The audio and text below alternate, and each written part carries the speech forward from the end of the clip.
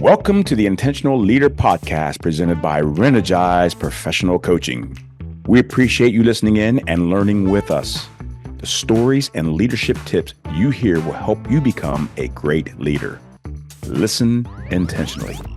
Now, to our host, Sean Olson.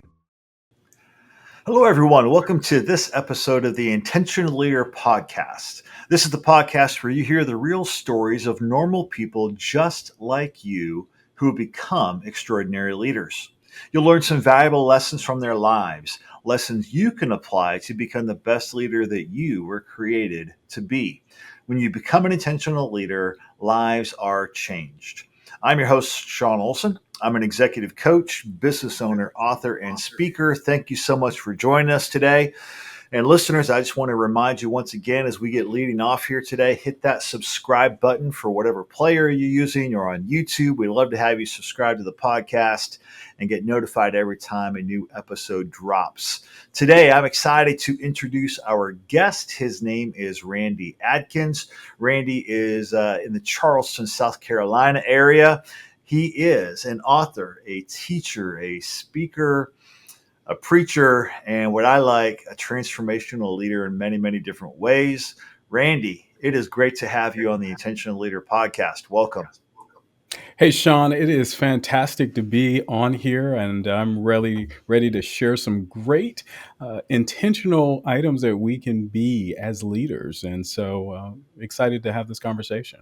Yeah, that's fantastic. So Randy and I have not known each other all that long, but we had a great meeting together the first time, and a common spirit in a lot of different ways, not just around leadership, but around purpose and around really just kind of driving our lives. And for you and I both, we center that around Christ.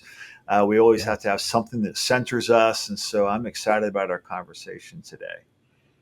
Yes, definitely. And he is a focal point and one of the areas that's dear to my heart.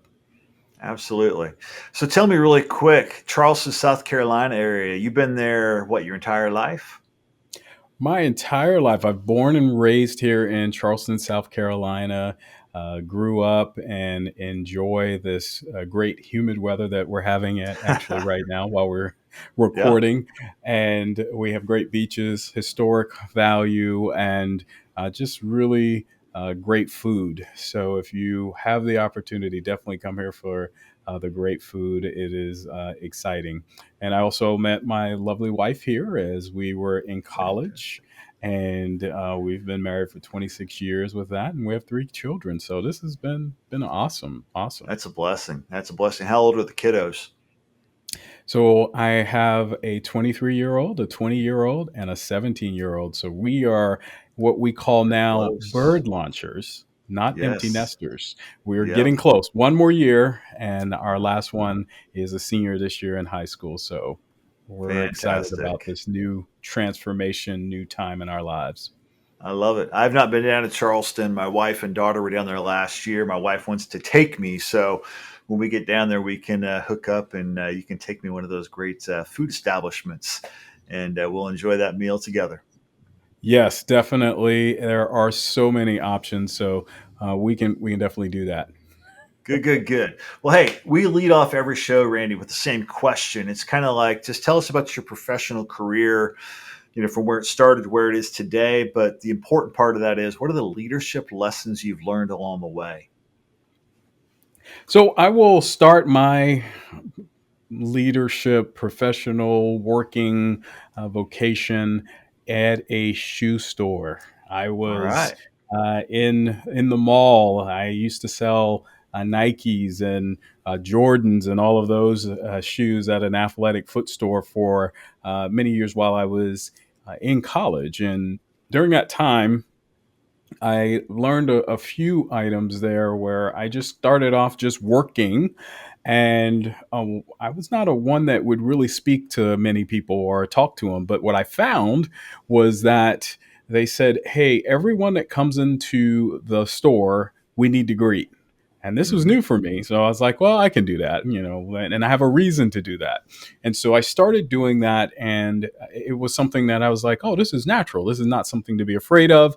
And from then on, anyone I meet all the time, it would be some type of greeting.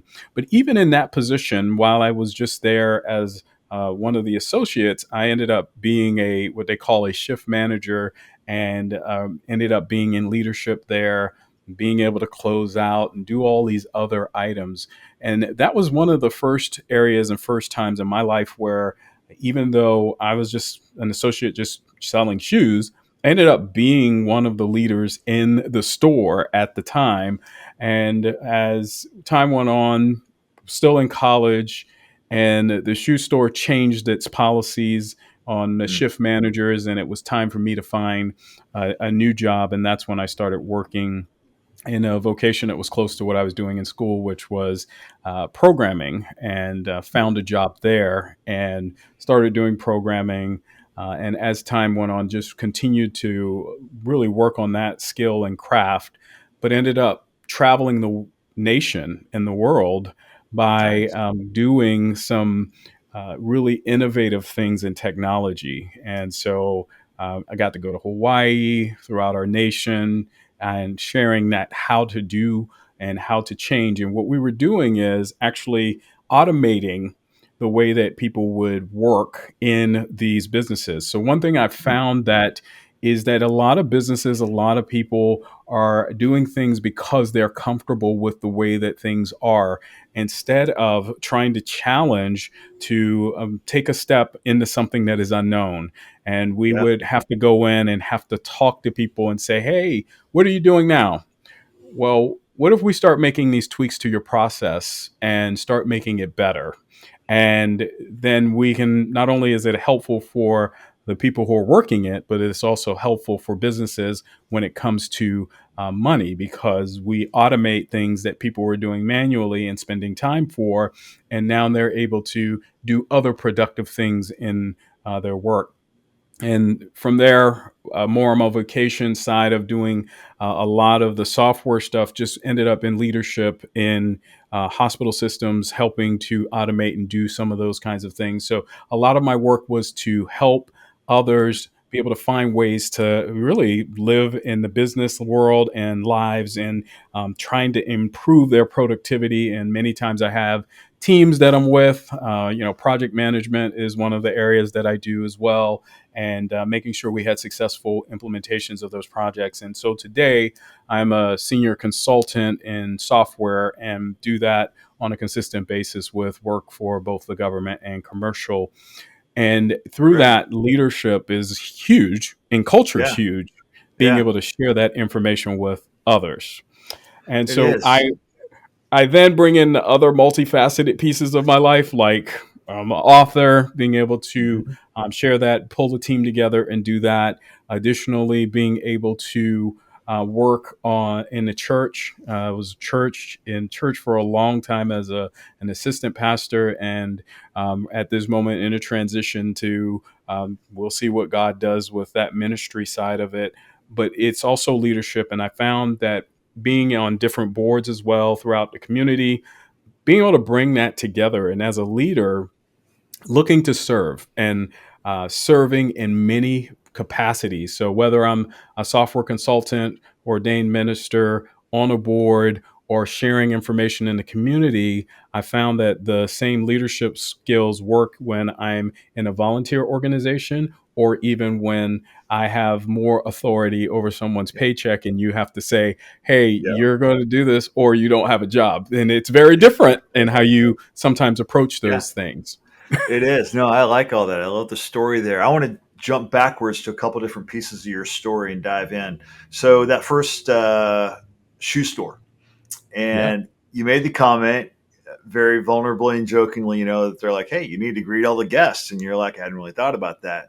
So in some ways, it sounds like they were trying to really just have you break out of your shell, right? Yes.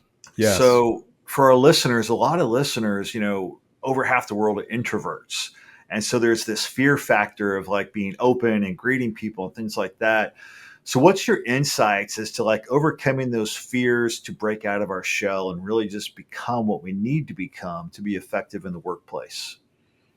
I think the easiest thing is just take it at small chunks. You don't have to be, sometimes they call it in the disc, the I. You don't have to be the person that is the I that's always out there and telling people this. And Mhm. you can just start off by telling somebody hi with a smile, or, how are you doing today?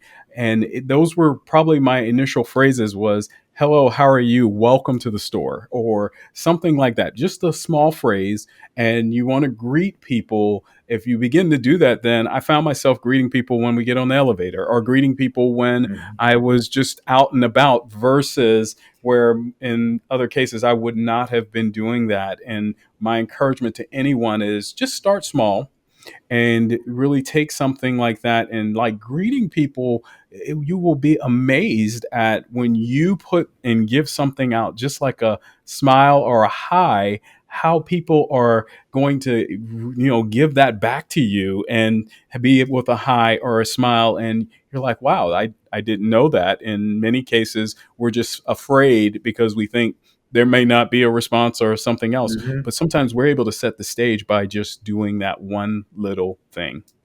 I agree. Great insights. It's amazing how, like, whether you're out in public at a mall or just where you are, even just having your head up and making eye contact with people, it's amazing. If you have a smile on Yes. your face, people reciprocate because it almost Yes. catches them off guard. Like, hey, this person's actually looking at me, right? And they're actually smiling instead of having our heads down or our heads in our phones and things like that. And so I love that idea of the small steps there. Now, when you transition to the programming side, you made a comment about going to these organizations. And really, what I was hearing you say was helping them understand where they are, how they're kind of stuck, right? And I love the word you used there. They were in their comfort zone, and Yeah. we lose sight sometimes of the fact that our comfort actually puts us to where we're stuck because we have to get Yes. unstuck and get uncomfortable to actually begin to move forward. And so you said you guys would go in there, you would explain the benefits of your software and things like that. But let's pull it off of software specific and just go about leadership. What were you doing to really help them see their current state, a preferred future state, and get them to start taking those steps? You start having and asking questions and being curious. As leaders, we should be curious about what's going on in our organizations, what's happening around us. So we would go into the organization and just ask a person, what do you do on a daily basis, so that I can get your current state, your as is of what you're doing. And we would just write down and say, oh, so what do you do next? Because many times people are doing things and they don't even know all of the steps that they are really doing, because they just are in a habitual way of doing something, automatically doing that. And sometimes that's how we get in our lives. We get that same way as even leadership and our leadership Mhm. styles, or what we're doing with our teams. Sometimes we can get in that comfort zone of just doing it the Yeah. same way every time, instead of taking a step back and saying, oh, wait a minute, let's look at where we are. Then what you do is you take where you are and you analyze it, and you say, okay, what's really going on here? Is there any way for me to take and either be more productive? And as for leaders, one of the areas I would say is there something I can delegate? Is this Mm, something that maybe I'm not really good at, that I'm taking, 2 hours to do, and I could have just outsourced this? When yeah. we begin to have that kind of conversation and you write it down, then you're able to take a step back and see sometimes where, man, I could be spending way more time on strategic things versus some of the tactical or operational things that sometimes will bog us down, when we could outsource that or delegate that to someone on our team. I like that. Really, we're talking about change management, right? Yeah. We haven't given it that word, but it's really change management, and the fact that there's emotions behind that and trying to change, moving from comfort to discomfort for a while, but then that new thing becomes comfortable too. And Yeah. I'm a firm believer we need disruption in life. Yes. Personal life, professional life, we need disruption, and disruption has a negative connotation to it for most people. It's not necessarily a negative. It's just disrupting things, creating Yeah. that And environment where we have to try something new and different.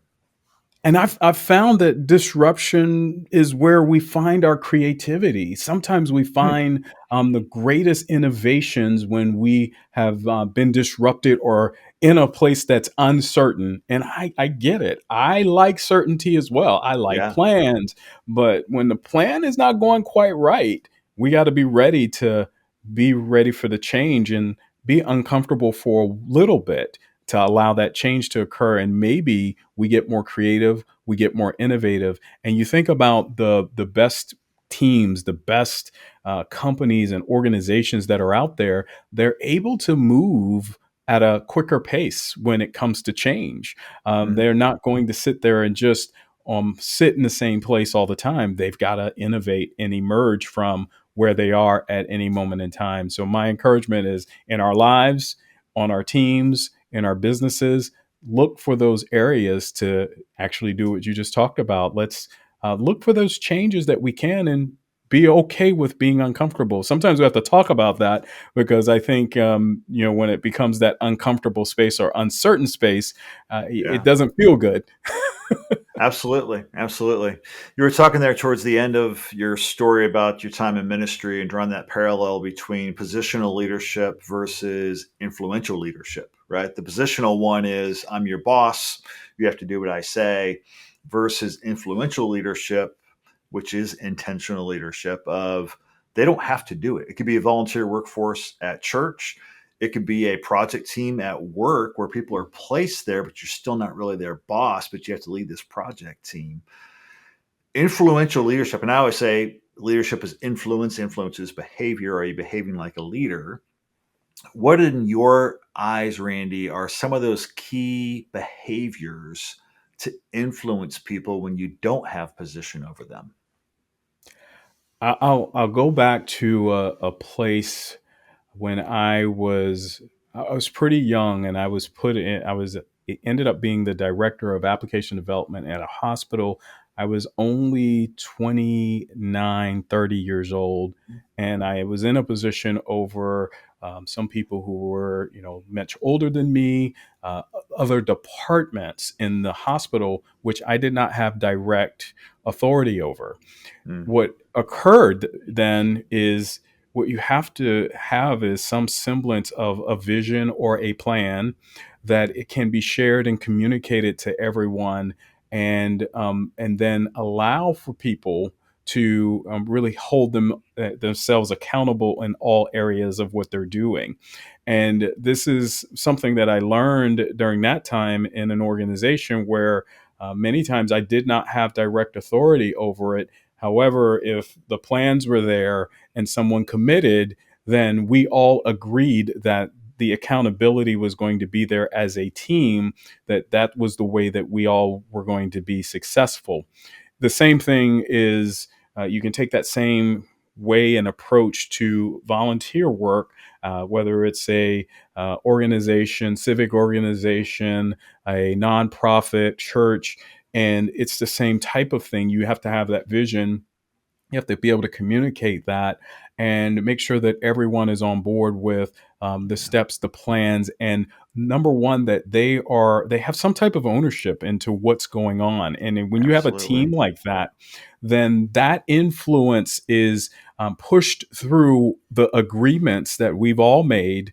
And I just can't tell you to do something, because you don't have to in a Right. volunteer organization, but we all are in this organization for a reason. So then Hmm. we should be able to start to work on a common goal. And it's through that communication, through that vision planning, and making that clear, that I believe that I've had much success in when it comes to influential, versus just having someone tell you, well, you have to do this or you don't get a Hmm. paycheck. Yep. I love that. And that's what you just described is why we call this the Intentional Leader podcast, right? It's Yeah, intentional. You have to right. intentionally do things, stepping out, being purposeful with how it takes place, and then great results come from that. So good stuff. So, hey, I'm looking at your screen. It says produce on purpose. This Yes. is your book. Kind of give us a quick background on the why of the book and then what it's really about. Produce on purpose comes from an area that is dear to me because I had many conversations, whether being ordained minister or even in my role as a leader, of having people come to me and saying, I'm just not happy waking up every day or every morning. And I was like, there's got to be a way. I know God has a way for Yeah. us to wake up every morning with joy. And I wanted to share ways that have a foundational purpose within scripture as well as with common practical applications that we can have and that we can utilize on a daily basis to produce on what we were born to do.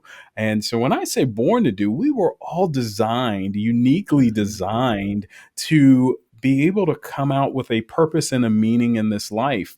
And being able to produce, what do you produce?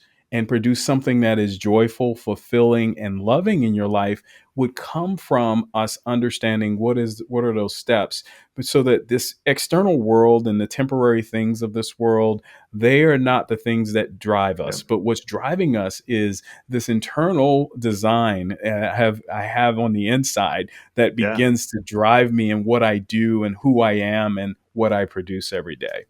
Yep. I love that. No person is a mistake. God had a plan, God has an intent and a Yeah. purpose for them. And really, the journey of life is finding and fulfilling that. I love that Yes. you have captured into that. And, it's amazing. You look at the world today, and there's obviously a lot of strife in the world today, geopolitical, whatever you want to call it, even in the US. And, we're in an election year. So the noise is everywhere right now. And the noise oftentimes are things that really don't give us purpose. They distract Yes. us, but it's not those purposeful things. And really, finding out, why am I here? And I love your phrase about, just when I get up in the morning, I'm ready to go because I know why I'm getting up today. And I'm excited to get up today. And when you find those things, incredible blessings come from it. I always tell people that I'm probably busier now than I have been in my professional career, but I'm not working anymore.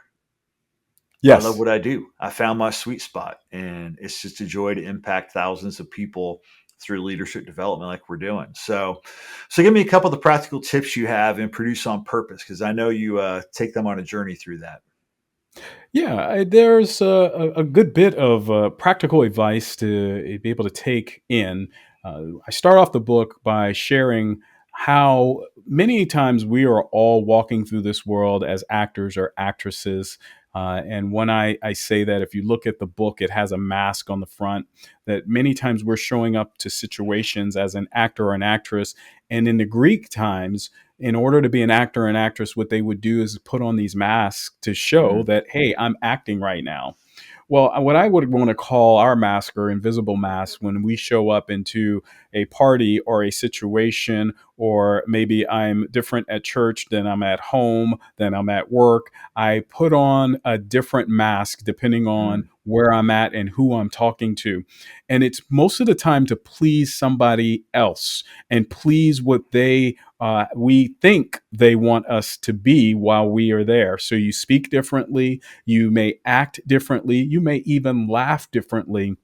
And sometimes even your emotions are different. You put on emotional mask and say, well, I'm not going to show that emotion in this space. I'm going to only hmm show it here. Or I may never show that emotion because I just want to hide it from everyone because I'm afraid of that emotion. And so these masks can sometimes be difficult in our lives, and we can be actors and actresses in all the things that we do. My encouragement in the book is I start off by saying, are you ready to be a producer? We all look at movies, we watch movies. If you've seen one before, you know that the actors and actresses are on the big billboards and we get to hmm see them. And typically they have the good looks and the bodies and all of that stuff. And it's like, oh, the actor and actress. But what I found is that the actors and actresses, they all work on somebody else's script, very similar to what I just mm, explained of how we often act in our lives. That then you say, well, maybe I'll be the director of this movie that I call my life. Your life can be a movie. Your life can be this movie that is happening all the time. Well, the director has some more creative freedom.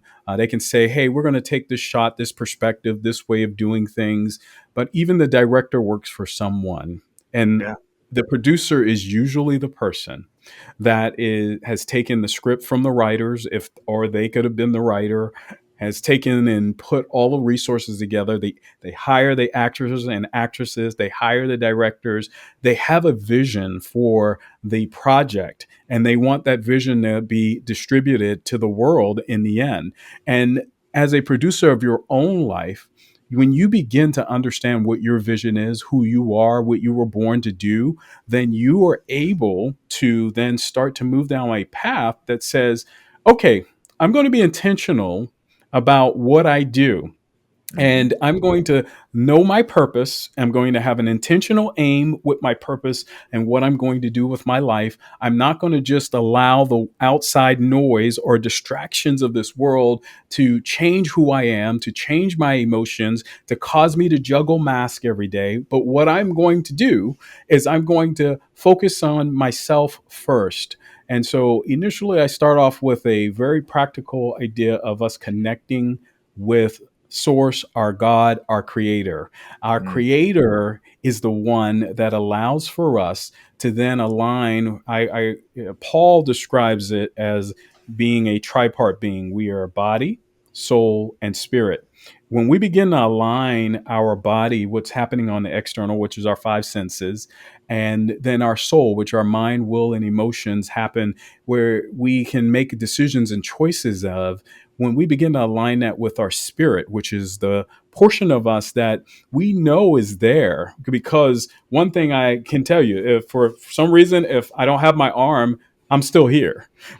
So the Right. body is not who I am. And so then I know that if I begin to align with all of these things in my life, then I can begin to produce something that is more fulfilling, more joyful, and more loving. And so one of the areas initially I say is connect with God. And then I talk about also that we should have these seeds of vision that comes from the source, comes from our creator, comes from God. If you have a vision that God has put in you for your life, then you're able to start to move in a direction where you say, you know what, this is where I need to be. But Hmm. often what we have happen when we have visions like this is you have obstacles. And guess who the Yeah. two main obstacles I talk about? Yeah. You and other people. Yep. Sometimes you are the biggest obstacle because you're like, I am not supposed to, am I supposed to do that? Or Hmm. I don't have the skill sets. I don't have the knowledge. I don't have the ability. Or you have other people telling you, wow, that's, why would you do that? I don't understand why that's something you can do. And there are visions that are for you, that have been designed for you, uniquely there for you, that you are supposed to execute on. And so that's kind of a start. But of Yeah. course, it's a full journey It of is us being absolutely. able to produce on purpose. But you broke that down really simply. So I like that. And the phrase I use all the time is that everything in leadership sounds simple, but it's not easy. Right. Yes. And so it sounds simple with that. I love the idea of the source, and your last bit about there about that vision for your life. So many people, whether they're on a walk, lying in bed, whatever, in the shower, they had that thought, right? What if?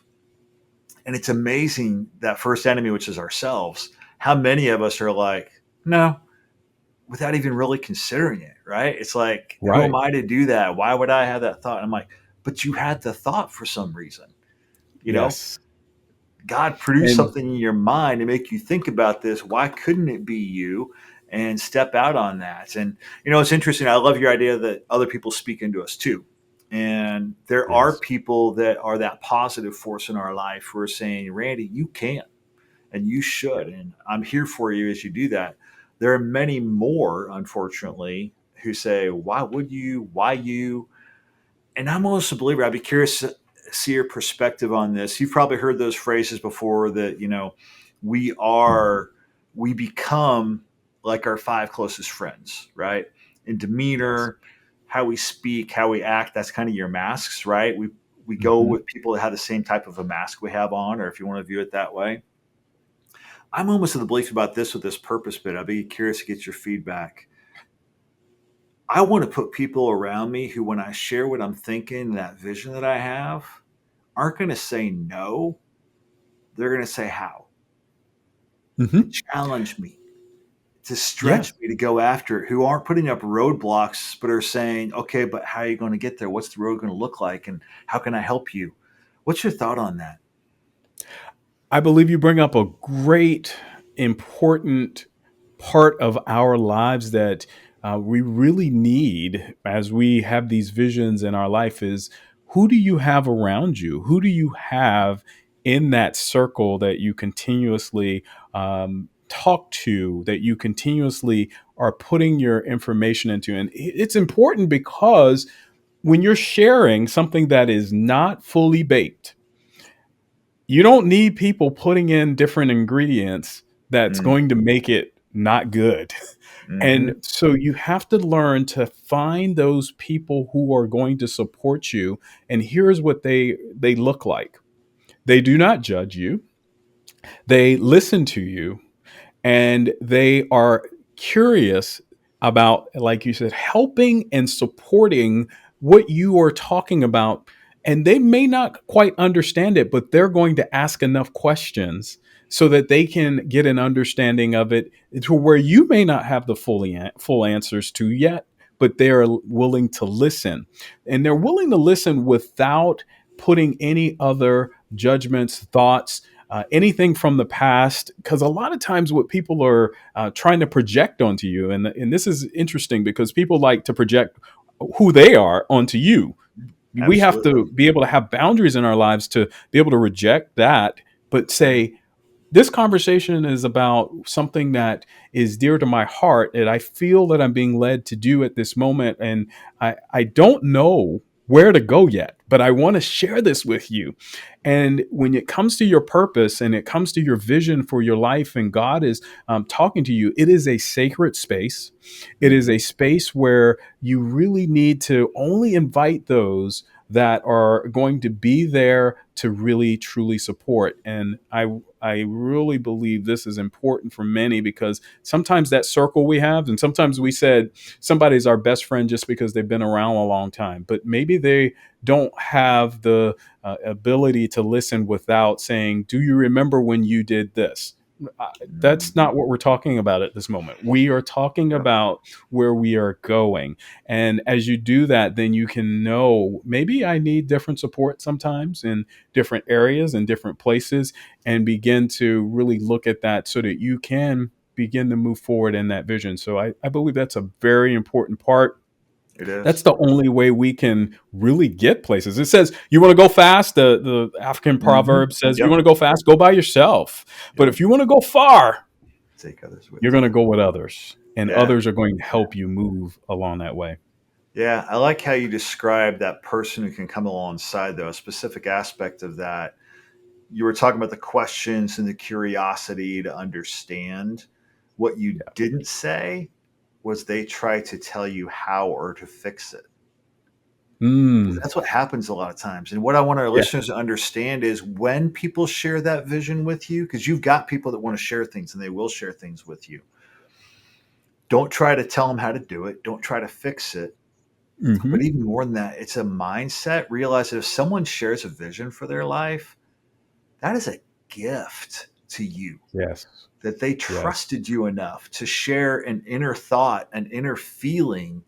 Man, that is a gift. So treat it as a gift that needs to be delicately unwrapped and treasured and walk with them. Yes, definitely. And don't trample on it because we never know what may happen. I've seen it with my own eyes where there are things that we would never think of would occur with someone or using someone that if they have the right support around them. And you don't have to have a million people behind you to do it. You only need Yeah. one or two. And it just like even Jesus only had three that was in his inner Hmm. circle that he always had around him. But he also modeled the same thing that we're talking about here is having that inner circle that you can throw things off of, talk to, pray with you, and walk you down in that support of that vision and your purpose and who you are. And they also will be able to give you an external view of who you are. And sometimes they're able to Mhm. feed into you and let you know, you have a gift to do this. And you were like, I never saw Mhm. that. And they were like, yes, you can do this. And you know who these people are if you've ever met them. You love being in their presence and you enjoy having conversation with them because they make you not only make you feel good, but they also let you know and reaffirm who you really are. Yeah, absolutely. That's a good segue here. I was going to ask you one more thing about the book. I know that you talk about general purpose and specific purpose in the book. You were kind of going into that a little bit. Tell us about those two types of purpose, general and specific. In the book, I talk about a general purpose, and that general purpose is for us to please our creator. As we've already expressed, my creators, I call him God. And as in the Bible, when we hear it talked about the description, one of the descriptions of God is says God is love. Then Hmm. that means if I'm going to please my creator and God is love, and he is the one that I have, that I'm going to express love in everything that I do for that general purpose. And that general purpose is for all of us. We all should be pleasing our creator, our maker, our, if you want to call it, our manufacturer, to make Yeah. sure that we are living that life that is the best version of who we are. The second area is that specific purpose. And that specific purpose is unique to you. This is where Hmm. we get to shine. This is where that light that is within you is so different than everyone else's. It's your gifting. And Yep. each one of us has at least one, but most of us have multiple gifts that we are here to share with this world. It's the creativity that you have that's different than anyone else. Sometimes I say that many of us are looking at particular kinds of gifts and they're like, I can't sing, or I can't speak, or I'm unable to do these other things, but you sure do know how to see a need when somebody needs it, or you're Mhm. able to smile when someone is in a particular situation and they smile back. You are in a space where you are different than everyone else, and you get to show off your unique, specific purpose when you align your life with and begin to discover those. And guess what? The funny thing is it's not like you're finding something new. You're just uncovering something that may have been buried for a while, but it's Yeah, always been there. that's good. I like that. Yeah. My guess on this, I don't know if you talk about this in the book or not, but I like how you're describing the giftedness side of it for your specific purpose. I'm a firm believer that God puts different calls on our life at different times. And so, listeners, I want you to understand your giftedness does not change, but where that giftedness is executed might. So, for instance, I was called to located ministry for the first 17 years of my professional career. I feel totally called by God today to what I'm doing now with leadership development and impacting thousands. It really wasn't a huge shift, it was just a shift of context, but it's a different call, but it's the same purpose, the same gifts that are allowing me to do both. Don't you see, Randy? A lot of times people try to find not that gift they have, but that thing they're supposed to do, when oftentimes it's not about a thing. Yeah. We are human beings, not human doings. And sometimes we're so Oh, I love focused that. on what we are doing that we miss that there are different seasons of our life. I do talk about this in the book that there are seasons in our life where we change. In fact, Ecclesiastes talks about us having a time and a season for everything. Well, there's a season for our lives, and the like you made the distinction of our purpose and our gifting doesn't change, but where we are and where we use them will change. Because I do know, just when I think about my family, we were in a space at one point where we had babies. And when I have babies in the house, I there are things that I cannot do because that baby needs me all the time. But Yeah. many of us sometimes are looking at others and what others are doing and thinking we're supposed to be doing that too, but this is not your season for that. You might have the gifting, you Yep. might have the ability to do it, but it's not your season for it. And you may need to be able to change as the seasons change. And so when we had the young kids, we were home and doing the different things with them, or we traveled with the family. We did national travel. We made sure the travel was different with them, and we made sure that that was the case. We exposed them. It was educational, and but now we're a little different. My wife and I went Mhm. on a nice vacation for like 6 days. And we're like, wow, we didn't have to worry about who's going to keep the kids, who are going to do this. So we can do more things in this area now in our lives. And it's the same thing with us that depending on where you are and Yeah. your gifting can be used wherever you may end up going. And I think that is a great distinction for everybody to understand and remember, is that we all will have seasons. I also call this our mini movies of life. So like Mm, now we go on Netflix and there's like yeah. all of these series. Nothing is Yeah. a full movie anymore. It's always a series. Exactly. So you have different series, you have different seasons. And in those seasons, it doesn't, you, who you are doesn't really change. You've grown, you've Mhm. become more, but you are able to still use that gifting that was always there that you have. Yeah.